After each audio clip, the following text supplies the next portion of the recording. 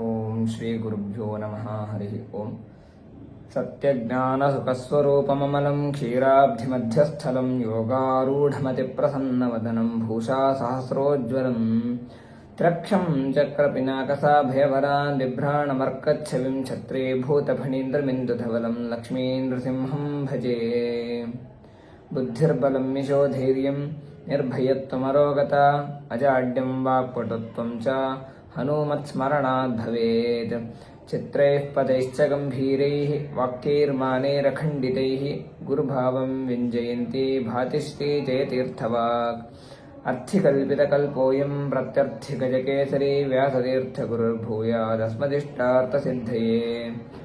ಭಕ್ತಾನಾಂ ಮಾನಸಾಂಭೋಜಭಾನವೇ ಕಾಮಧೇನವೇ ನಮತಾಂ ಕಲ್ಪತರವೇ ಜಯೀಂದ್ರಗುರವೇ ನಮಃ. ಪೂಜ್ಯಾಯ ರಾಘವೇಂದ್ರಾಯ ಸತ್ಯಧರ್ಮರತಾಯ ಚ ಭಜತಾಂ ಕಲ್ಪವೃಕ್ಷಾಯ ನಮತಾಂ ಕಾಮಧೇನವೇ. ಆಪಾದಮೌಲಿಪರ್ಯಂತಂ ಗುರುಣಾಮಾಕೃತಿಂ ಸ್ಮರೇತ್ ತೇನ ವಿಘ್ನಾಃ ಪ್ರಣಶ್ಯಂತಿ ಸಿದ್ಧ್ಯಂತಿ ಚ ಮನೋರಥಾಃ. ವಿದ್ಯಾಶ್ರೀಶತೀರ್ಥಗುರುಭ್ಯೋ ನಮಃ. ವಿಜಯೇಂದ್ರ ತೀರ್ಥ ಶ್ರೀಪಾದರ ಆರಾಧನಾ ಪ್ರಯುಕ್ತ ಅವರ ಅನೇಕ ಎಲ್ಲ ಗ್ರಂಥಗಳ ಒಂದು ಪರಿಚಯಾತ್ಮಕವಾದ ಪ್ರವಚನವನ್ನು ಮಾಡಿಸ್ತಾ ಇದ್ದಾರೆ. ಅದರಲ್ಲಿ ವಿಜಯೇಂದ್ರ ತೀರ್ಥರ ಕೃತಿಗಳು ನೂರಾರು. ಅದನ್ನು ನಮ್ಮ ಕೈಯಲ್ಲಿ ಓದೋದು ದೂರ, ಆ ಹೆಸರುಗಳನ್ನು ನೆನಪಿನಲ್ಲಿಟ್ಟುಕೊಳ್ಳೋದೇ ಅತ್ಯಂತ ಕಷ್ಟಕರವಾದದ್ದು. ಅಂತಹದರಲ್ಲಿ ವಿಜಯೇಂದ್ರ ತೀರ್ಥರ ಪ್ರಧಾನ ವ್ಯಾಖ್ಯಾನ ವ್ಯಾಸತ್ರಯಗಳಲ್ಲಿ ನ್ಯಾಯಾಮೃತಕ್ಕೆ ಅವರ ಲಘ್ವಾಮೋದ ಅಂತ ಒಂದು ವ್ಯಾಖ್ಯಾನ, ನ್ಯಾಯಾಮೃತ ಗ್ರಂಥಕ್ಕೆ ಅವರ ವ್ಯಾಖ್ಯಾನ ಉಪಲಬ್ಧವಾಗಿದೆ. ಆ ಲಘ್ವಾಮೋದ ಅಂತಂದಾಗ ಲಘು ಅನ್ನೋ ಪದ ಇರೋದ್ರಿಂದಾಗಿ ಇನ್ನ ಒಂದು ಆಮೋದ ಇದೆ ಅಂತ ನಮಗೆ ತಿಳಿಯುತ್ತೆ. ಎಲ್ಲರೂ ಹೇಳುವಂತೆ ಒಟ್ಟು 3 ಆಮೋದಗಳನ್ನು ನ್ಯಾಯಾಮೃತಕ್ಕೆ ವಿಜಯೇಂದ್ರ ತೀರ್ಥ ಶ್ರೀಪಾದರು ರಚನೆ ಮಾಡಿದ್ದಾರೆ. ಅದರಲ್ಲಿ ಮೊದಲನೆಯದು ಲಘ್ವಾಮೋದ ಅಂತ. ಅಂದರೆ ಚಿಕ್ಕ ಮಕ್ಕಳಿಗೆ ಲಘು, ತುಂಬ ಚಿಕ್ಕದಾಗಿ ನಿರೂಪಣೆ ಮಾಡಿರುವಂತಹ ಒಂದು ಗ್ರಂಥ ಅಂತ. ಪ್ರೌಢ ವಿಚಾರಗಳಿರೋದಿಲ್ಲ, ತುಂಬ ಸುಲಭವಾದ ವಿಚಾರಗಳಿರುವಂತಹ ಗ್ರಂಥ ಅಂತ ಹೆಸರು ನೋಡಿದಾಗ ನಮಗೆ ಅನಿಸುತ್ತೆ. ಆದರೆ ಅದನ್ನು ಅಧ್ಯಯನ ಮಾಡಿದರೆ ಎಂಥ ಪಂಡಿತರಿಗೂ ಕೂಡ ಅರ್ಥ ಮಾಡ್ಕೊಳ್ಳಿಕ್ಕೆ ಕಷ್ಟ.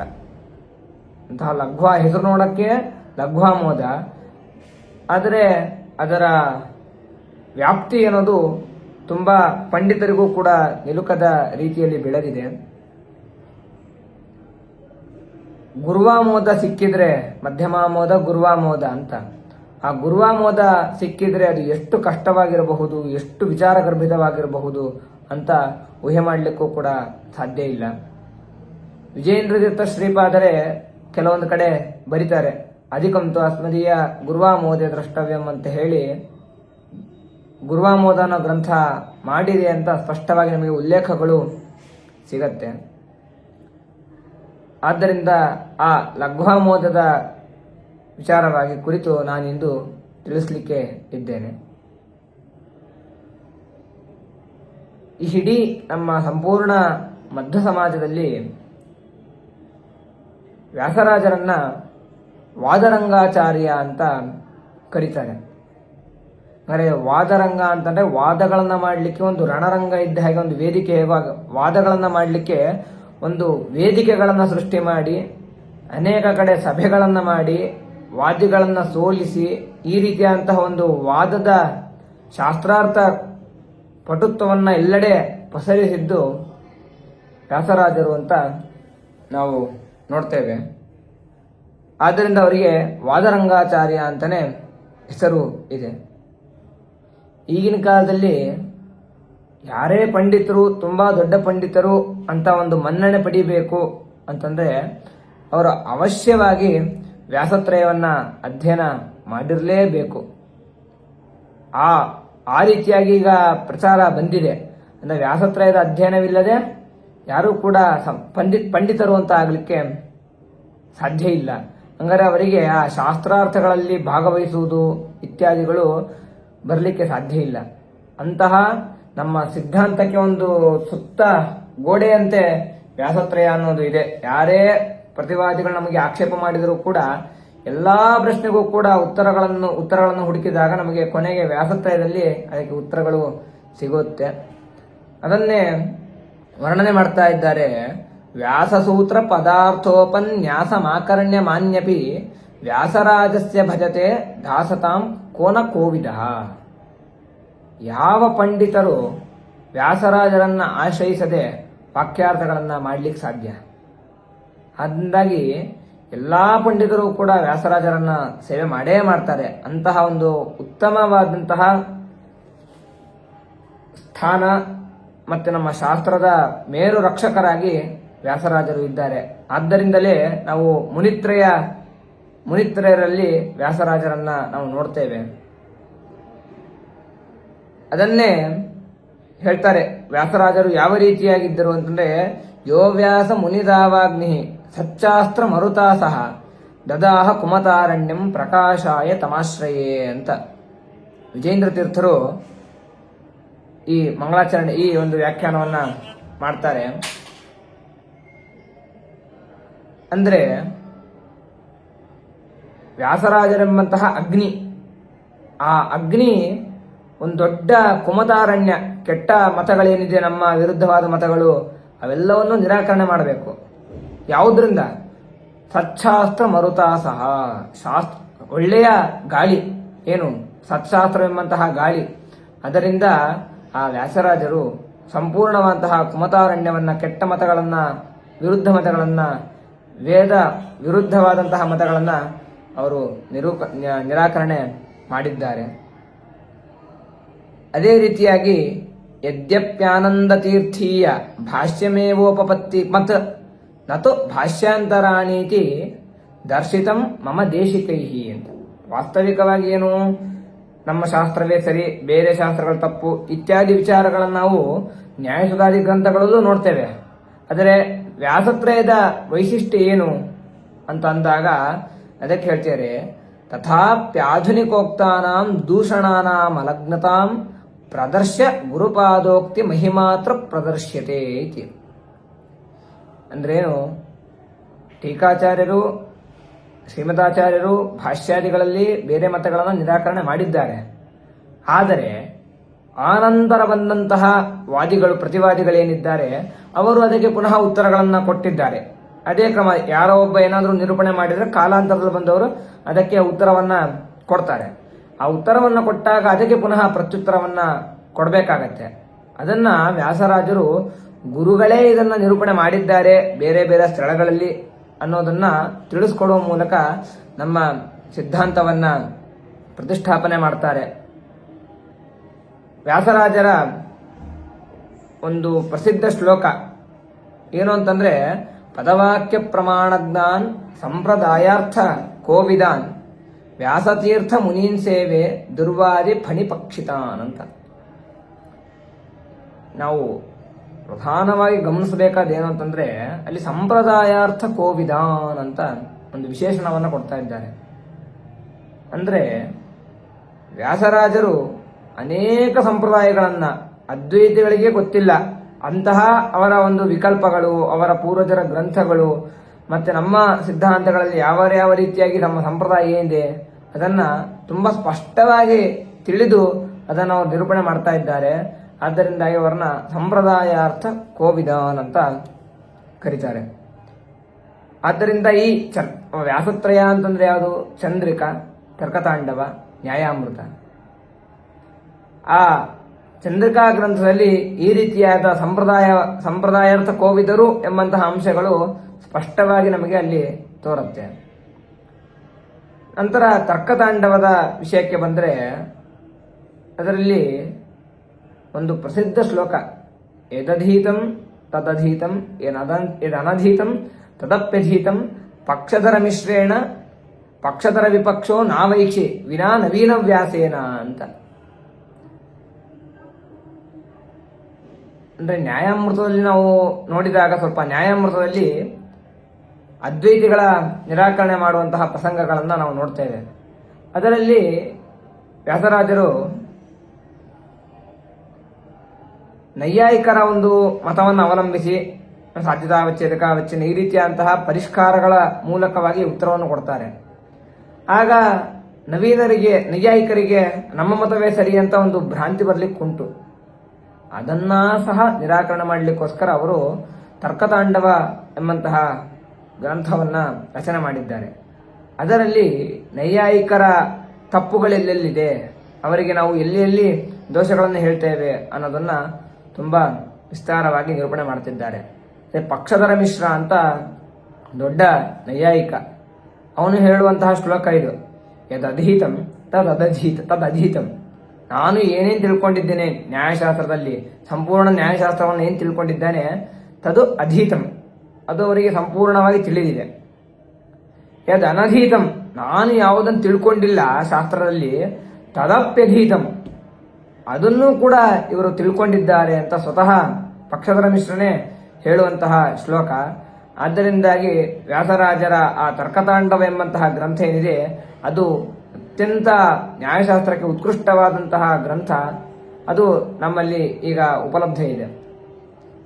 ನಾವು ಎಷ್ಟೊಂದು ಕಡೆ ಭಾಗವಹಿಸ್ತೇವೆ, ನಮಗೆ ಎಲ್ಲೂ ಕೂಡ ಎಲ್ಲರೂ ಹೇಳ್ತಾರೆ ಏನಂತ, ನಿಮ್ಗೆ ಏನೇ ವಿಷಯ ಬಂದರೂ ಕೂಡ ಸುಧಾದಲ್ಲಿರುತ್ತೆ ಅಥವಾ ವ್ಯಾಸತ್ರಯದಲ್ಲಿರುತ್ತೆ, ಎರಡೂ ಕಡೆ ಇಲ್ಲಿರುವಂಥ ವಿಷಯವೇ ಇಲ್ಲ. ಆದ್ದರಿಂದಾಗಿ ಎಲ್ಲಿ ಬೇಕಾದ್ರೂ ಭಾಗವಹಿಸಬಹುದು ಅಂತ ಒಂದು ಮಾತಿದೆ.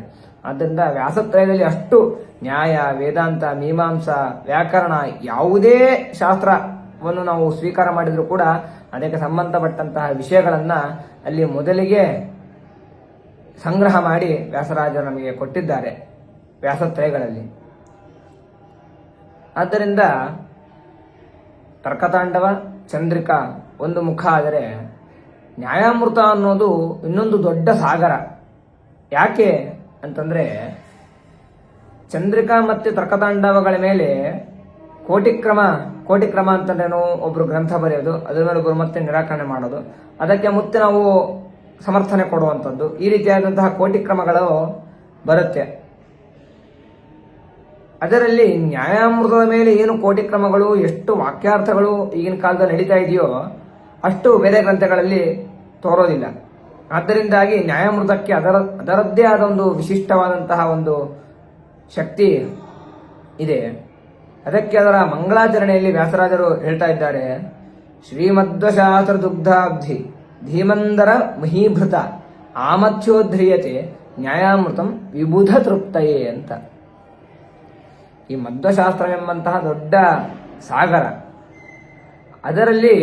ಅದರಿಂದ ನಾವು ಇವಾಗ ಅಮೃತವನ್ನ ಪಡಿಬೇಕು. ನ್ಯಾಯಾಮೃತ ಅಂತ ಅದಕ್ಕೆ ಹೆಸರು. ಅಮೃತವನ್ನ ಪಡಿಬೇಕು. ಹೇಗೆ ಅಂತಂದ್ರೆ, ಸಮುದ್ರ ಮಥನ ಮಾಡಬೇಕು ಅಂತಂದ್ರೆ ನಮಗೆ ಪರ್ವತ ಬೇಕು, ದೊಡ್ಡ ಪರ್ವತ ಇರಬೇಕು, ಅದಕ್ಕೆ ಹಗ್ಗ ಇರಬೇಕು. ಆದ್ದರಿಂದ ಈ ಸಿದ್ಧಾಂತವೆಂಬಂತಹ ಶಾಸ್ತ್ರ ಅದರ ಸಾರವನ್ನು ತೆಗಿಬೇಕಾದ್ರೆ ಯಾರು ಪರ್ವತ ಸ್ಥಾನದಲ್ಲಿದ್ದಾರೆ ಅಂತಂದ್ರೆ ಧೀಮಂದರ ಮಹೀಭೃತ ಅಂತ ಹೇಳ್ತಾರೆ. ವ್ಯಾಸರಾಜರ ಬುದ್ಧಿ ಅಷ್ಟು ದೊಡ್ಡದು, ಮಂದಾರ ಪರ್ವತದಷ್ಟು ದೊಡ್ಡದಾದ ಬುದ್ಧಿ. ಅದರಿಂದ ಚೆನ್ನಾಗಿ ಕಡೆದು ಅಮೃತವನ್ನ ತೆಗಿತಾ ಇದ್ದಾರಂತೆ ವ್ಯಾಸರಾಜರು. ಯಾಕೆ ತೆಗಿತಾ ಇದ್ದೀರಿ ಅಂತಂದ್ರೆ ವಿಬುಧ ತೃಪ್ತಯೇ, ಪಂಡಿತರಿಗೆ ಸಂತೋಷವಾಗಲಿ ಅಂತ. ನಾವು ಜ್ಞಾನಿಗಳು, ಪಂಡಿತರು ಅಂತಂದ್ರೆ ಜ್ಞಾನಿಗಳು, ಪರಮಾತ್ಮನ ತಿಳಿಯಲು ಯಾರು ಇಚ್ಛೆ ಇದ್ದಾರೋ ಅವರಿಗೆ ಅವರ ಸಂತೋಷಕ್ಕಾಗಿ, ಅವರಿಗೆ ಮೋಕ್ಷ ಉಂಟಾಗಲಿಕ್ಕಾಗಿ ಈ ನ್ಯಾಯಾಮೃತವೆಂಬಂತಹ ಗ್ರಂಥವನ್ನ ಮಾಡ್ತಾ ಇದ್ದೇವೆ ಅಂತ ವ್ಯಾಸರಾಜರು ಹೇಳ್ತಾ ಇದ್ದಾರೆ. ಈ ನ್ಯಾಯಾಮೃತ ಗ್ರಂಥದಲ್ಲಿ ಅನೇಕ ವಿಚಾರಗಳು ಬರುತ್ತೆ. ಅಂದ್ರೆ ಮೊದಲಿಗೆ ನಾವು ನೋಡಿದಾಗ ಜಗತ್ತು ಮಿಥ್ಯ ಅಂತ, ಅಂದರೆ ಏನು ಅನಿರ್ವಚನೀಯ ಅಂತ ಅದ್ವೈತಿಗಳು ನಿರೂಪಣೆ ಮಾಡ್ತಾರೆ. ಅವರಿಗೇನೆ ಎಷ್ಟೊಂದು ಕಡೆ ಸಂದೇಹ ಇರುತ್ತೆ, ಏನು ಅನಿರ್ವಚನೀಯ ಅಂದ್ರೆ ಏನಂತ ಹೇಳಬಹುದು ಅಂತ. ಆದರೆ ವ್ಯಾಸರಾಜರು ಅದಕ್ಕೆ 5 ವಿಕಲ್ಪಗಳನ್ನು ಮಾಡಿ, ಆನಂದಮಾಲ, ಅದೇ ರೀತಿಯಾಗಿ ವಿವರಣಕಾರರ ಮತ, ಈ ರೀತಿಯ ಬೇರೆ ಬೇರೆ ಬೇರೆ ಬೇರೆ ಶಾಸ್ತ್ರಗಳಲ್ಲಿ ಏನು ಒಂದೊಂದು ರೀತಿಯಂತಹ ಪರಿಷ್ಕಾರಗಳನ್ನು ಮಾಡಿದ್ದಾರೆ, ಅದಕ್ಕೆ ಉತ್ತರಗಳನ್ನು ಕೊಟ್ಟಿದ್ದಾರೆ. ಅದನ್ನೆಲ್ಲ ಸಂಗ್ರಹ ಮಾಡಿ ವಿಕಲ್ಪವನ್ನು ಮಾಡ್ತಾರೆ. 5 ರೀತಿ ವಿಕಲ್ಪವನ್ನು ಮಾಡಿ ಅದರ ನಿರಾಕರಣೆಯನ್ನ ವ್ಯಾಸರಾಜರು ಮಾಡ್ತಾ ಇದ್ದಾರೆ. ಒಟ್ಟು ಈ ನ್ಯಾಯಾಮೃತ ಗ್ರಂಥ ಅನ್ನೋದು 4 ಪರಿಚ್ಛೇದವಾಗಿ ವಿಭಕ್ತವಾಗಿದೆ. ಅದರಲ್ಲಿ ಅನೇಕ ಪ್ರಕರಣಗಳು ಇಂದು ಕೂಡ ನ್ಯಾಯಾಮೃತ ಸಂಪೂರ್ಣ ಪರೀಕ್ಷಾ ಇತ್ಯಾದಿಗಳನ್ನು ವಿದ್ಯಾರ್ಥಿಗಳು ಕೊಡ್ತಾರೆ. ಅಷ್ಟು ಉತ್ಕೃಷ್ಟವಾದಂತಹ ಗ್ರಂಥ. ನಂತರ ದೃಶ್ಯತ್ವ, ಜಗತ್ತು ಅನಿರ್ವಚನೀಯ, ಯಾಕೆ ಅಂತಂದ್ರೆ ತೋರ್ತಾ ಇದೆ ಆದ್ರಿಂದಾಗಿ ಅಂತ ಅದ್ವೈತಿಗಳ ಅನುಮಾನ. ದೃಶ್ಯತ್ವ ಅಂತಂತ ಅಲ್ಲ, ಯಾವುದೇ ತೋರತ್ತೋ ಎಲ್ಲವೂ ಅನಿರ್ವಚನೀಯ ಆಗಲಿ ಸಾಧ್ಯನಾ? ಯಾಕಂತಂದ್ರೆ ಪರಮಾತ್ಮನೂ ಕೂಡ ತೋರ್ತಾನೆ. ಆ ತೋರಿದ ಮಾತ್ರಕ್ಕೆ ಅವನನ್ನ ನಾವು ಅನಿರ್ವಚನೀಯ ಅಥವಾ ಮಿಥ್ಯ, ಅಸತ್ ಅಂತ ಎಲ್ಲ ಕರೀಲಿಕ್ಕಾಗಲ್ಲ. ಆದ್ರಿಂದಾಗಿ ಈ ಅನುಮಾನಗಳೆಲ್ಲ ದುಷ್ಟ ಅಂತ ವಿಶೇಷವಾಗಿ ನಿರೂಪಣೆ ಮಾಡಿದ್ದಾರೆ. ಅದರಲ್ಲಿ ಈ ವ್ಯಾಸರಾಜರ ಒಂದು ಸಂಗ್ರಹ ಏನಿದೆ, ಕೆಲವೊಂದು ಕಡೆ ಅಸದನುವಾದ ಅಂತ ಆಗ್ಬಿಡುತ್ತೆ. ಅಂದ್ರೆ ಅದ್ವೈತಿಗಳು ಹೇಳ್ತಾರೆ, ನಾವು ಹೇಳೇ ಇಲ್ಲ, ನೀವೇ ಸ್ವಂತವಾಗಿ ಈ ಒಂದು ವಿಕಲ್ಪವನ್ನು ಮಾಡಿಕೊಂಡು ನೀವೇ ದೋಷ ಹೇಳ್ತಾ ಇದ್ದೀರಾ ಅಂತ ಪ್ರಶ್ನೆ ಮಾಡಲಿಕ್ಕೆ ಅವಕಾಶಗಳಿವೆ. ಅದಕ್ಕೆ ಪ್ರಮಾಣಗಳನ್ನು ನಾವು ವಿಜಯತೀರ್ಥರ ಲಘ್ವಾಮೋದಗಳಲ್ಲಾಗ್ಬೋದು, ಅದೇ ರೀತಿಯಾಗಿ ಅನೇಕ ಅದ್ವೈತಿಗಳೇ ಅದನ್ನು ಅಂಗೀಕಾರ ಮಾಡಿದ್ದಾರೆ. ಅನಂತಕೃಷ್ಣ ಶಾಸ್ತ್ರಿಗಳು ಅಂತ ದೊಡ್ಡ ಅದ್ವೈತಿಗಳು ನಮ್ಮ ಗ್ರಂಥಗಳ ಮೇಲೆ ಅವರು ನಿರಾಕರಣೆಯನ್ನು ಕೂಡ ಬರೆದಿದ್ದಾರೆ. ಅವರಿಂದ ಬರುವಂತಹ ಮಾತು ವ್ಯಾಸರಾಜರ ಬಗ್ಗೆ ಏನಂತ ಅಂದ್ರೆ, ನ್ಯಾಯಾಮೃತಕಾರಾಣಾಂ ಶ್ರೀ ವ್ಯಾಸರಾಜ ಮಠಾದಿ ಪುರುಷಾಣಾಂ ಸರ್ವತಂತ್ರ ಸ್ವತಂತ್ರಾಣಾಂ ಪರಶತ ನಿಬಂಧ ನಿರ್ಮಾತೃಣಾಂ ವಿಶ್ವಸಿಂಹ ಅಂತ. ಅವರು ಏನು ಈ ಗ್ರಂಥಗಳನ್ನು ಮಾಡಿದ್ದಾರೆ ಅದರಲ್ಲಿ ನಮಗೆ ವಿಶ್ವಾಸ ಇದೆ. ಯಾಕೆ ಅಂತಂದ್ರೆ ಅದ್ವೈತ ಮತಗಳಲ್ಲಿ ಅನೇಕ ಗ್ರಂಥಗಳು ಲುಪ್ತವಾಗಿದೆ, ನಮಗೇ ಗೊತ್ತಿಲ್ಲ ಆ ಗ್ರಂಥಗಳೆಲ್ಲ ಇದೆ. ಇವಾಗಲೂ ನಾವು ಹುಡುಕ್ಲಿಕ್ಕೆ ಆರಂಭ ಮಾಡಿದ್ರೆ ನಮ್ಮ ಕೈಲಿ ಸಂಗ್ರಹ ಮಾಡೋದು ತುಂಬಾ ಕಠಿಣವಾದ ಕೆಲಸ. ಅದ್ವೈತ ಶಾಸ್ತ್ರದಲ್ಲೇನೆ ಈ ಒಂದು ವಿಷಯ ಸಿಗೋದಿಲ್ಲ. ಎಲ್ಲೆಲ್ಲಿ ಏನೇನು ಹೇಳ್ತಾರೆ, ಈ ಸಂಗ್ರಹ ರೂಪವಾದಂತಹ ನ್ಯಾಯಾಮೃತ ಅಂತಹ ಒಂದು ಗ್ರಂಥ ಅದ್ವೈತ ಶಾಸ್ತ್ರದಲ್ಲೂ ಕೂಡ ಸಿಗೋದಿಲ್ಲ. ಆದ್ದರಿಂದ ನ್ಯಾಯಾಮೃತಕಾರರೇ ವ್ಯಾಸರಾಜರು ಇಷ್ಟು ಕೋಟಿಗಳನ್ನು ಸಂಗ್ರಹ ಮಾಡಿ ವಿಕಲ್ಪಗಳನ್ನು ಮಾಡಿಕೊಂಡಿದ್ದರಿಂದಾಗಿ ನಮಗೆ ಇಷ್ಟು ಅರ್ಥಗಳು ಈಗ ತೋರ್ಲಿಕ್ಕೆ ಅನುಕೂಲ ಆಯಿತು. ಆದ್ದರಿಂದಾಗಿ ಆ ಒಂದು ಕೆಲಸವನ್ನು ಮಾಡೋದು ತುಂಬಾ ದೊಡ್ಡದಾದ ಕೆಲಸ. ಅಂತಹ ಅವರು ಮತ್ತೆ ಅತ್ಯಂತ ಗೌರವಪೂರ್ವಕವಾಗಿ ವ್ಯಾಸರಾಜರಿಗೆ ನಮಸ್ಕಾರ ಮಾಡ್ತಾರೆ. ಆದ್ದರಿಂದಾಗಿ ನಾವು ಯೋಚನೆ ಮಾಡಬೇಕಾದದ್ದು ಏನಂತಂದ್ರೆ, ಬೇರೆಯವರು ಕೂಡ ಕೇವಲ ನಮ್ಮವರ ಮಾತ್ರವಲ್ಲದೆ ಬೇರೆಯವರು ಈ ರೀತಿಯಾದಂತಹ ಒಂದು ಅಪಾರವಾದಂತಹ ಶ್ರದ್ಧೆಯನ್ನು ತೋರಿಸ್ತಾರೆ ಅಂತಂದ್ರೆ ಅವರ ಕೃತಿಗಳು, ಕಾರ್ಯಗಳು ಯಾವ ರೀತಿಯಾಗಿ ಇರಬಹುದು ಅಂತ ನಮ್ಮಿಂದ ಊಹಿಸ್ಲಿಕ್ಕೂ ಸಾಧ್ಯ ಇಲ್ಲ. ತನ್ನ ಒಂದು ಪ್ರಸಿದ್ಧವಾದಂತಹ ಶ್ಲೋಕ ಗುರುಗುಣಸ್ತವದಲ್ಲಿ ವಾದೀಂದ್ರ ತೀರ್ಥರು ಒಂದು ಈ ಶ್ಲೋಕವನ್ನು ಮಾಡ್ತಾ ಇದ್ದಾರೆ. ಮಾಯಾತಂತ್ರಾಮರಾರಿಸ್ಮಯಮಪನಯತೋ ಮಧ್ವಸಿದ್ಧಾಂತ ನಾಮ್ನೋ ನೇತ್ರಾಣಿ ವತ್ರಯೋಪಿ ತ್ರಿಜಗತಿ ನೃಹರೇರಿಂಧತೆ ಯತ್ರ ಬಂಧಾಃ ಯದ್ವಾಗದ್ವೈತ ವಿದ್ಯಾ ಚಲಕುಲಕುಲಿಶ ಪ್ರೌಢಿಮಾಢೌಕತೆ ಸಹ ಶ್ರೇಯೋ ಭೂಯೋ ವಿದಧ್ಯಾತ್ ಸುಮಹಿತ ಮಹಿಮಾ ಸಂಪ್ರತಿ ವ್ಯಾಸರಾಜ ಅಂತ ವರ್ಣನೆ ಮಾಡ್ತಾ ಇದ್ದಾರಂತೆ. ಅಂದ್ರೆ ಈ ವ್ಯಾಸತ್ರಯ ಹೇಗಿದೆ ಅಂತಂದ್ರೆ, ನೃಸಿಂಹದೇವರ ನೇತ್ರಾಣೀವ 3 ಕಣ್ಣುಗಳು ಎಂಬಂತೆ ಆ ಒಂದು ವ್ಯಾಸತ್ರಯ ಗ್ರಂಥ ನಮ್ಮ ಮಧ್ವ ಸಿದ್ಧಾಂತದಲ್ಲಿ ಇದೆ. ಅದರ ಮುಂದೆ ಯಾವ ಶಕ್ತಿಯೂ ಕೂಡ ಸಮರ್ಥವಾಗಲಾರದು. ಆ ರೀತಿಯಾದಂತಹ ಒಂದು ಗ್ರಂಥಗಳನ್ನ ವ್ಯಾಸರಾಜರು ಮಾಡಿದ್ದಾರೆ. ಈ ಗ್ರಂಥಕ್ಕೆ ಅನೇಕ ವ್ಯಾಖ್ಯಾನಗಳಿದೆ. ತರಂಗಿಣಿ, ಕಂಟಕೋದ್ಧಾರ, ರಾಯರ ಟಿಪ್ಪಣಿ, ಶ್ರೀನಿವಾಸ ತೀರ್ಥರ ಟಿಪ್ಪಣಿ, ಅದೇ ರೀತಿಯಾಗಿ ಇನ್ನ ಒಂದು 15ರಿಂದ 25 ವ್ಯಾಖ್ಯಾನಗಳ ತನಕ ನಮಗೆ ನ್ಯಾಯಾಮೃತದ ವ್ಯಾಖ್ಯಾನಗಳು ಸಿಗತ್ತೆ. ಆ ವ್ಯಾಖ್ಯಾನಗಳಲ್ಲಿ ಅತ್ಯಂತ ಪೂರ್ವ ವ್ಯಾಖ್ಯಾನ ಯಾವುದು ಅಂತ ನೋಡಿದಾಗ ವಿಜಯೇಂದ್ರ ತೀರ್ಥರ ಲಘ್ವಾಮೋದ ಪ್ರಥಮ ವ್ಯಾಖ್ಯಾನ ಅಂತ. ಯಾಕೆ ಅಂತಂದ್ರೆ ವಿಜಯೇಂದ್ರ ತೀರ್ಥರು ಸಾಕ್ಷಾತ್ ವ್ಯಾಸರಾಜರ ಶಿಷ್ಯರು. ನಾವು ಅವರ ಕಥೆಯನ್ನ ಕೇಳಿರ್ತೇವೆ. ವಿಜಯೇಂದ್ರ ತೀರ್ಥರ ಕಥೆಯಲ್ಲಿ ವಿಜಯೇಂದ್ರ ತೀರ್ಥರು ಚಿಕ್ಕವರಿದ್ದಾಗಿನಿಂದಲೂ ಕೂಡ ವ್ಯಾಸರಾಜರ ಬಳಿಯೇ ಅಧ್ಯಯನವನ್ನ ಮಾಡಿ ಅವರ ಒಂದು ಶ್ಲೋಕವನ್ನು ನಾವು ಹೇಳ್ತೇವೆ ಅಂತ ಷಡ್ವಾರಂ ವ್ಯಾಸರಾಜೇಂದು ಮುಖಾತ್ ಶ್ರುತ್ವ ವಿಶೇಷತಃ ಮಧ್ವಶಾಸ್ತ್ರಾರ್ಥ ಸಾರಂತೂ ವ್ಯಾಚಕ್ಷಾಣಂ ನಿಜಾಂ ಪ್ರತಿ.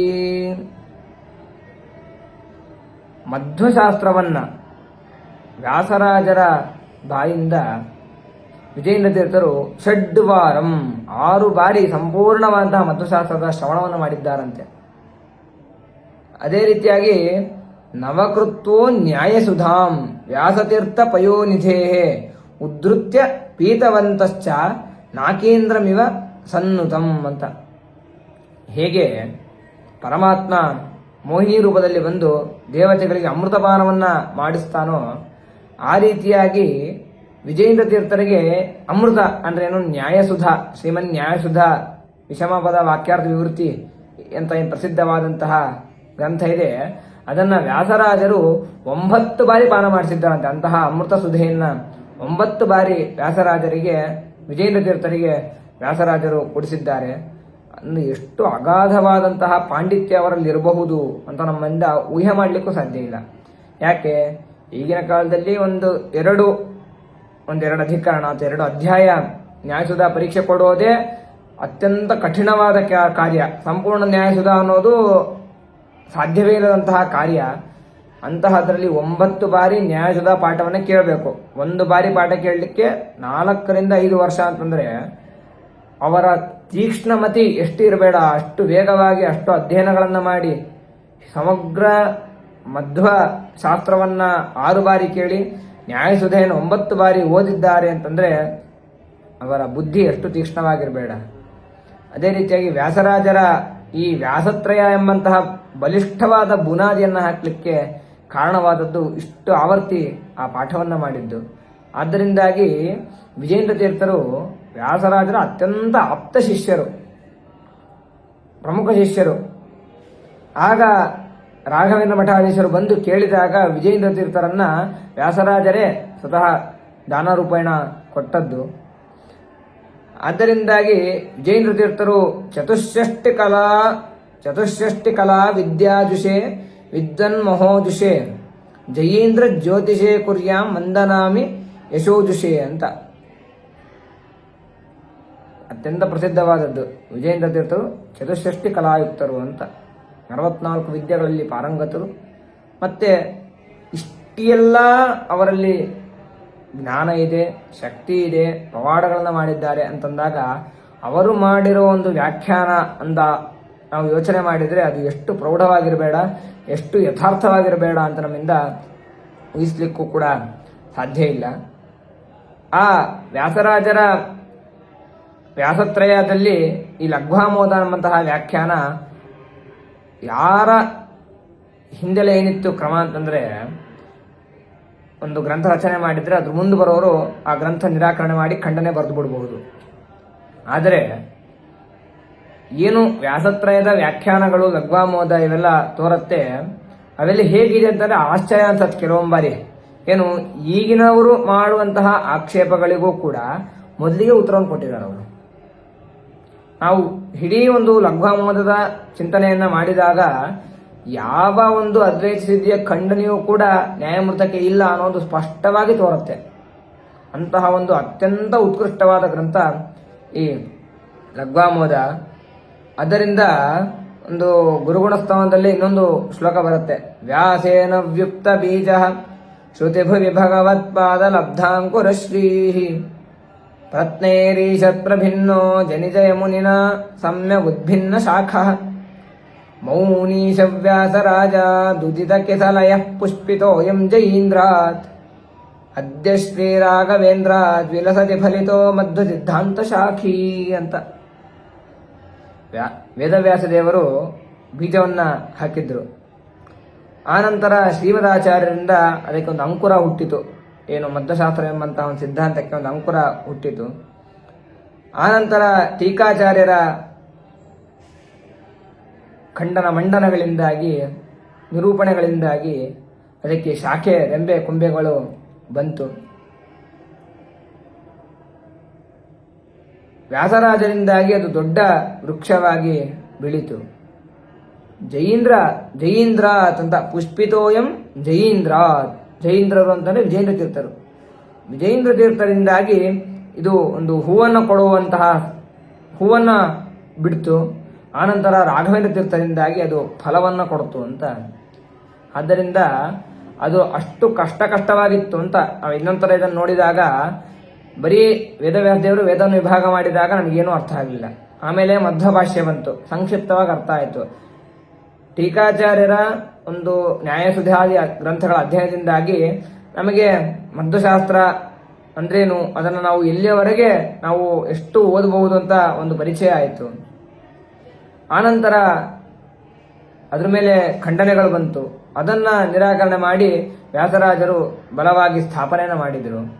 ಆ ಗ್ರಂಥಗಳ ಅಧ್ಯಯನ ನಮಗೆ ಕಷ್ಟ ಆಯಿತು. ಆಗ ಅದನ್ನು ಇನ್ನೂ ಸುಲಭ ರೀತಿಯಲ್ಲಿ ಅದರ ಮೇಲೆ ಬರುವಂತಹ ಆಕ್ಷೇಪಗಳಿಗೆ ಉತ್ತರವನ್ನು ಕೊಡುವಂತೆ ವಿಜೇಂದ್ರ ತೀರ್ಥರು ಈ ಲಘ್ವಾಮೋದದ ವ್ಯಾಖ್ಯಾನವನ್ನು ಮಾಡಿದ್ದಾರೆ. ಅದು ಎಷ್ಟು ಸುಂದರವಾಗಿದೆ ಅಂತಂದರೆ ಅದಕ್ಕೊಂದು ಉದಾಹರಣೆಯನ್ನು ನಾವು ನೋಡ್ತೇವೆ. ಏನಂತ, ನ್ಯಾಯಮೃತದ ಆರಂಭದಲ್ಲಿ ಒಂದು ಶ್ಲೋಕ ಇದೆ, ತುಂಬ ಪ್ರಸಿದ್ಧ ಶ್ಲೋಕ. ವಿಕ್ಷಿಪ್ತ ಸಂಗ್ರಹಾತ್ ಕ್ವಾಪಿ ಕ್ವಾಪ್ಯುಕ್ತ ಸ್ಯೋಪಪಾದನಾದ ಅನುಕ್ತ ಕಥನಾತ್ ಕ್ವಾಪಿ ಸಫಲೋಯಂ ಶ್ರಮೋ ಮಮ ಅಂತ. ಅಂದರೆ ವ್ಯಾಸರಾಜರು ನ್ಯಾಯಮೃತದ ಗ್ರಂಥದ ಆರಂಭವನ್ನು ಮಾಡ್ತಾ ಇದ್ದಾರೆ.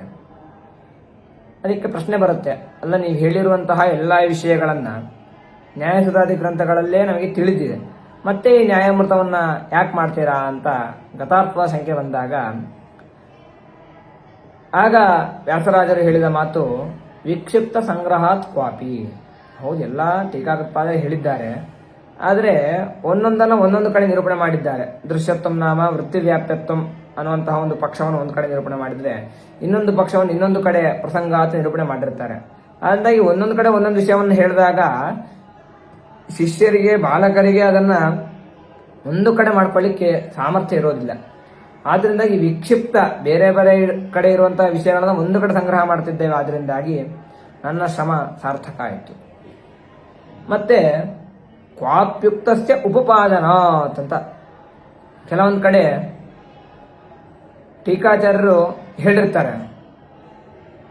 ಅದನ್ನ ಉಪಪಾದನೆ ಮಾಡೋದು, ಅದರ ಮೇಲೆ ಪ್ರಶ್ನೆಗಳನ್ನು ಮಾಡಿಕೊಂಡು ಉತ್ತರಗಳನ್ನು ಕೊಟ್ಟು ಆ ಕೋಟಿ ಕ್ರಮವನ್ನು ಬೆಳೆಸಿ ನಿರೂಪಣೆ ಮಾಡಿದ್ರಿಂದಾಗಿ ಈ ನನ್ನ ಶ್ರಮ ಸಫಲ ಆಗಿದೆ ಅಂತ ಹೇಳ್ತಾನೆ. ಮೂರನೆಯ ಪಾದ ಅನುಕ್ತ ಕಥನಾತ್ ಕ್ವಾಪಿ ಅಂತ. ಇದ್ರ ಮೇಲೆ ದೊಡ್ಡ ಒಂದು ವಿಚಾರವೇ ನಡೆಯುತ್ತೆ ಯಾವಾಗಲೂ ಕೂಡ. ಅನುಕ್ತ ಕಥನಾತ್ ಅಂದರೆ ಏನು? ಯಾರೂ ಹೇಳದೇ ಇದ್ದದ್ದನ್ನು ನಾನು ಹೇಳ್ತಾ ಇದ್ದೇನೆ, ಆದ್ದರಿಂದಾಗಿ ನನ್ನ ಶ್ರಮ ಸಫಲ ಆಯಿತು ಅಂತ ವ್ಯಾಸರಾಜರು ಹೇಳ್ತಾ ಇದ್ದಾರೆ. ಇದನ್ನು ನೋಡಿದಾಗ ಏನು ವ್ಯಾಸರಾಜರಿಗೆ ಅಹಂಕಾರ ಇದೆಯಾ? ಯಾಕೆ? ಯಾರೂ ಹೇಳಿಲ್ಲ, ನಾನು ಹೇಳ್ತಾ ಇದ್ದೀನಿ ಅಂದ್ರೆ ಏನಾಯ್ತು? ಹಿಂದಿದ್ದವರಿಗೆ ಅಜ್ಞಾನ ಇದೆ, ಅವ್ರಿಗೆ ಗೊತ್ತಾಗಿಲ್ಲ ಹೇಳಕ್ಕೆ, ಇದನ್ನ ಹೇಳ್ತಾ ಇದ್ದೀನಿ. ಇವಾಗ ಶ್ರೀಮದಾಚಾರ್ಯರನ್ನ ಟೀಕಾಕೃತ್ಪಾದರನ್ನ ಸರ್ವಜ್ಞ ಕಲ್ಪರು ಅಂತ ತುಪ್ತೇವೆ, ಎಲ್ಲ ತಿಳಿದಿದೆ ಅಂತ. ಅದೇ ಹೇಳಿಲ್ಲ ಅಂತಂದ್ರೆ ಏನಾಗತ್ತೆ? ಅವ್ರಿಗೆ ಅಜ್ಞಾನ ಇದೆ ಅಂತ ಹೇಳ್ದಂಗೆ ಆಗತ್ತಲ್ವಾ ಅಂತ. ಇದಕ್ಕೆ ತುಂಬ ದೊಡ್ಡ ವಿಚಾರ ಬಂದಾಗ ಕೆಲವೊಬ್ರು ಅನೇಕ ವ್ಯಾಖ್ಯಾನಕಾರರು ಅನೇಕ ರೀತಿಯಾದ ವಿವರಣೆಯನ್ನು ಬರೆದ್ರೆ, ವಿಜೇಂದ್ರ ತೀರ್ಥರ ಒಂದು ವ್ಯಾಖ್ಯಾನ ಇಲ್ಲಿ ಅತ್ಯಂತ ಸಮಂಜಸವಾಗಿ ತೋರುತ್ತೆ. ಯಾಕೆ? ವಿಜೇಂದ್ರ ತೀರ್ಥರಲ್ಲಿ ಏನು ಹೇಳ್ತಾರೆ? ಪೂರ್ವಾಚಾರ್ಯೈ ಪ್ರಾಚೀನ ಪ್ರಬಂಧೇಶು ಕಥನೀಯಸ್ಯ ಸರ್ವಸ್ಯಾಪಿ ಅರ್ಥಸ್ಯ ಕಥನಾತ್ ಅನ್ಯಥಾ ತತ್ರ ತೇಷಾಂ ಅಜ್ಞಾನ ಪ್ರತಿಪಾದನಂ ಪರ್ಯವಸಿತಂ ಸ್ಯಾತಿತಿ ನ ಚ ವಾಚ್ಯಂ. ಯಾಕೆ? ಜ್ಞಾನಿನಾಮಪ್ಯುಕ್ತ ವೈಮುಖ್ಯ ದರ್ಶನಾತ್ ಅಂತ. ಅಲ್ಲ, ಸರ್ವಜ್ಞರಾದ ಮಾತ್ರಕ್ಕೆ ಎಲ್ಲವನ್ನೂ ಹೇಳಬೇಕು ಅಂತ ನಿಯಮ ಇಲ್ಲ, ಆಯ್ತಾ? ಯಾಕಂತಂದ್ರೆ ಕೆಲವೊಂದು ವಿಷಯಗಳು ಗೌಪ್ಯವಾಗಿರುತ್ತೆ, ಎಲ್ಲರೂ ತಿಳ್ಕೊಬಾರ್ದು ಆ ವಿಷಯಗಳನ್ನು. ಯಾರು ತಿಳ್ಕೊಬೇಕೋ ಆ ಅಧಿಕಾರಿಗಳು ಮಾತ್ರ ತಿಳ್ಕೊಬೇಕಾದ ಸ್ಥಿತಿ ಇರುತ್ತೆ. ಆದ್ರಿಂದ ಯಾರೋ ಒಬ್ಬ ಶಿಷ್ಯ ಇರ್ತಾನೆ, ಅವನು ಸ್ವಲ್ಪ ಬೇರೆ, ಅವನ ಮನಸ್ಥಿತಿ ಬೇರೆ ರೀತಿಯಲ್ಲಿದ್ದಾಗ ಗುರುಗಳು ಆ ಪ್ರಧಾನವಾದ ತತ್ವಗಳನ್ನು ತಿಳಿಸ್ಕೊಡೋದಿಲ್ಲ. ಕೃಷ್ಣನು ಕೂಡ ಇತಿಗುಹ್ಯತಮಂ ಶಾಸ್ತ್ರ ಮಿದಮುಕ್ತಂ ಮಯಾನಘ ಅಂತ ಹೇಳ್ತಾನೆ. ನಿನಗೆ ಅರ್ಜುನ ನಿನಗೆ ಮಾತ್ರ ನಾನು ಈ ತುಂಬ ಗುಹ್ಯತಮ ಶಾಸ್ತ್ರವನ್ನು ಹೇಳ್ತಾ ಇದ್ದೇನೆ ಅಂತ. ಅಂದರೆ ಇದು ಎಲ್ಲರಿಗೂ ಹೇಳುವಂಥದ್ದಲ್ಲ, ಎಲ್ಲರೂ ಏನು ತಿಳ್ಕೊಳ್ಳಿಕ್ಕೆ ಅಧಿಕಾರಿಗಳಲ್ಲ ಅಂತ ಬರುತ್ತೆ. ಅದೇ ರೀತಿಯಾಗಿ ಶ್ರೀಮದಾಚಾರ್ಯರು ಟೀಕಾಕೃತ್ಪಾದರೆಲ್ಲ ಸರ್ವಜ್ಞರಾಗಿದ್ದರೂ ಕೂಡ ಅವರು ಅದನ್ನು ಹೇಳಿರೋದಿಲ್ಲ.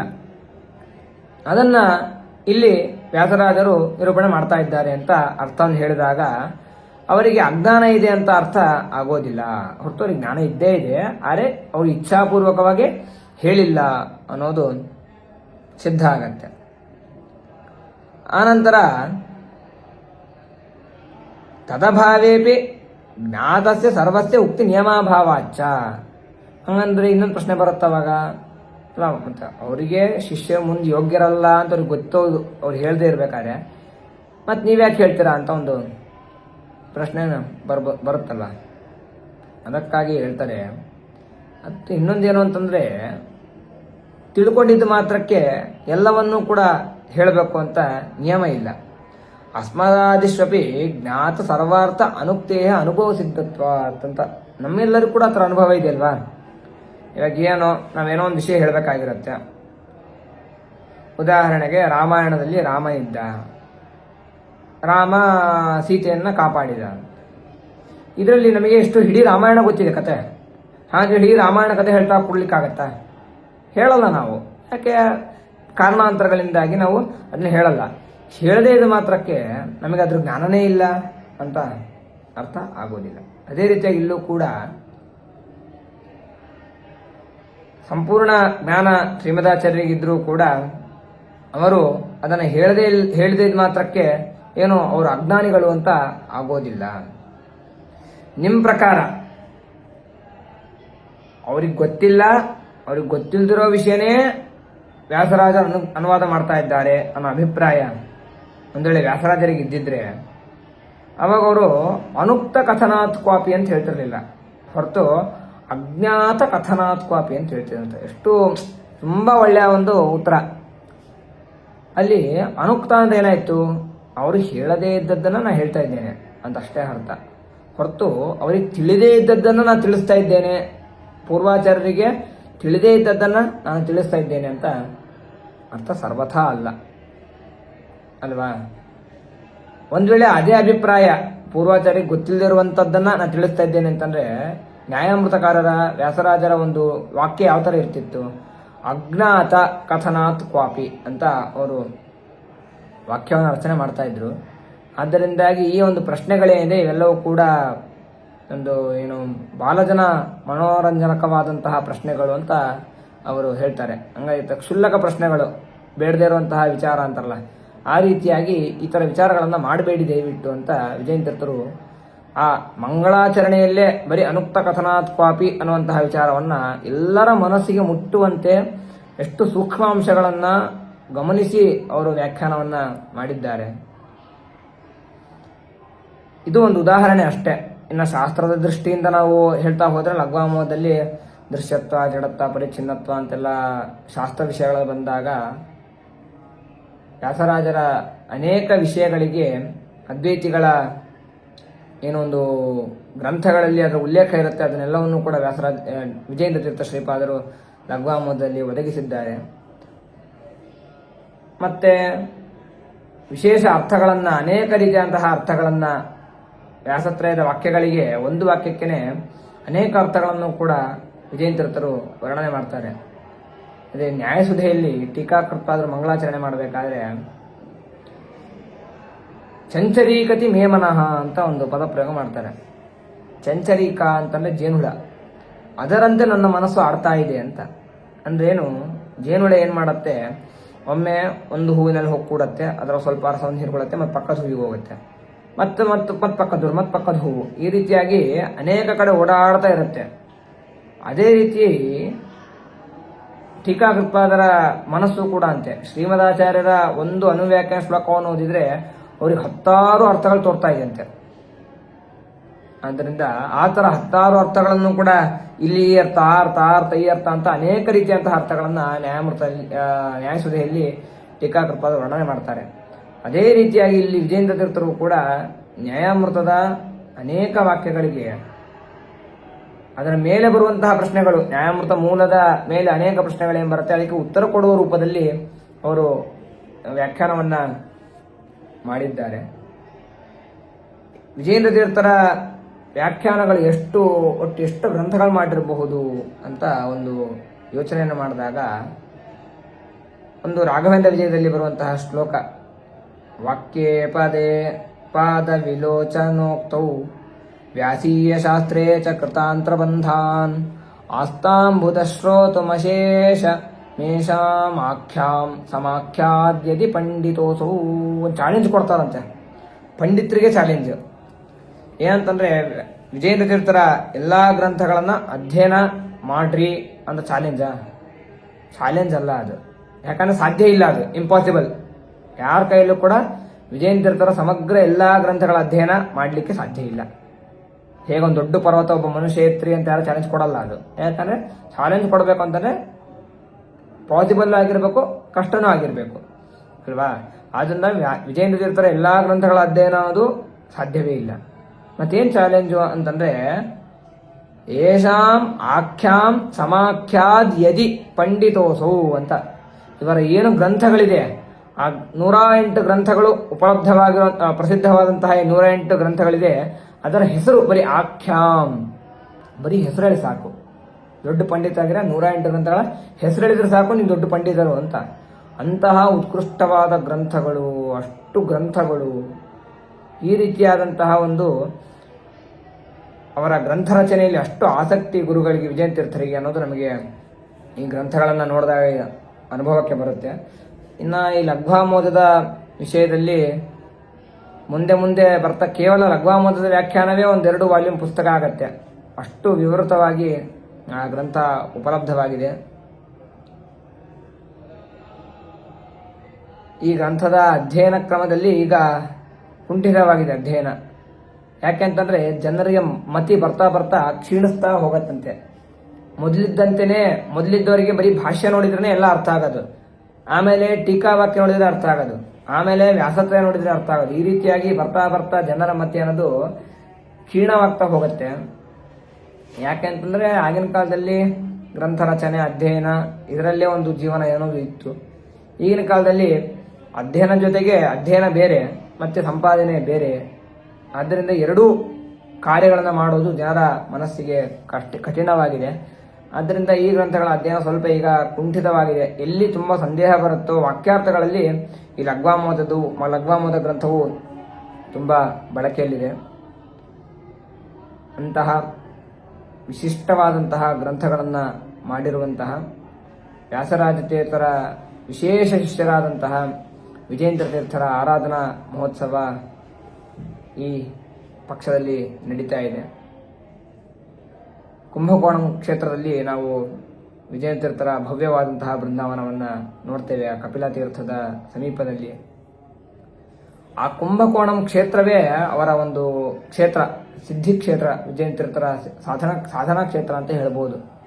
ಯಾಕೆ ಅಲ್ಲಿ ನಮಗೆ ರಂಗಪಾಣಿಯಿಂದ ಚಕ್ರಪಾಣಿಯಿಂದಾಗಿ ರುದ್ರದೇವರ ದೇವಸ್ಥಾನದ ತನಕ ಅವರು ಕಟ್ಟಿ ನಡೆದದ್ದಾಗಿರಲಿ, ಅಥವಾ ಸರೋವರಗಳಲ್ಲಿ ನಮಗೆ ಚಕ್ರಾಂಕಿತಗಳು ಸಿಕ್ಕಿದ್ದು, ಈ ರೀತಿಯಾಗಿ ವಿಜೇಂದ್ರ ತೀರ್ಥರ ಒಂದು ಪವಾಡಗಳನ್ನು ಏನು ಕೇಳ್ತೇವೆ ಅವೆಲ್ಲವೂ ಕೂಡ ಸಾಮಾನ್ಯವಾಗಿ ಕುಂಭಕೋಣಂನಲ್ಲಿ ನಾವು ಕೇಳ್ತೇವೆ. ಆದ್ದರಿಂದಾಗಿ ಒಂದು ದೊಡ್ಡ ಕ್ಷೇತ್ರ ಅದು. ಅಲ್ಲಿ ಇದ್ದು ವಿಜೇಂದ್ರ ತೀರ್ಥರು ಸಾಧನೆ ಮಾಡಿದ್ದಾರೆ ಅಂತಂದ್ರೆ ಆ ಕ್ಷೇತ್ರದ ಮಹಿಮೆ ಅಷ್ಟಿಷ್ಟಲ್ಲ. ಅಂತಹ ಕ್ಷೇತ್ರದಲ್ಲಿ ನಾವು ವಿಜೇಂದ್ರ ತೀರ್ಥರ ಒಂದು ಬೃಂದಾವನವನ್ನು ನೋಡ್ತೇವೆ. ಮತ್ತೆ ಈ ವಿಜೇಂದ್ರ ತೀರ್ಥರ ಒಂದು ಸನ್ಯಾಸ ಸಂದರ್ಭದಲ್ಲೂ ಕೂಡ ಅವರ ಗ್ರಂಥದಲ್ಲಿ ಅವರ ಆಸಕ್ತಿ ಎಷ್ಟಿತ್ತು, ಗ್ರಂಥ ರಚನೆಗಳಲ್ಲಾಗಿರ್ಬೋದು, ವಾದಗಳನ್ನು ಮಾಡುವುದರಲ್ಲಾಗಿರ್ಬೋದು. ವ್ಯಾಸರಾಜರ ಅಪ್ರತಿಮ ಶಿಷ್ಯ ಅಂತ ಅವ್ರು ಯಾಕೆ ಪ್ರಸಿದ್ಧರಾಗ್ತಾರೆ ಅಂತಂದ್ರೆ ವಾದರಂಗಾಚಾರ್ಯ ಅಂತೇನು ವ್ಯಾಸರಾಜರ ನಾಮ ಇದೆ ಅದನ್ನ ಅಕ್ಷರಶಃ ಒಳಗೂಡಿಸಿಕೊಂಡವರು ವಿಜೇಂದ್ರ ತೀರ್ಥರು. ಯಾಕೆಂತಂದ್ರೆ ಅವರ ಗುರುಗಳ ಒಂದು ವೃಂದಾವನ ಸಂದರ್ಭದಲ್ಲೂ ಕೂಡ ಅವರು ಕಾಶಿ ಕ್ಷೇತ್ರದಲ್ಲಿ ವಾಕ್ಯಾರ್ಥವನ್ನು ಮಾಡ್ತಾ ಇರ್ತಾರಂತೆ. ಆದ್ದರಿಂದಾಗಿ ಎಲ್ಲವನ್ನೂ ಬದಿಗೊತ್ತಿ ಅವರು ವಾಕ್ಯಾರ್ಥಕ್ಕಾಗಿಯೇ ಹೊರಡು ನಿಂತಹ ಮಹಾನುಭಾವರು.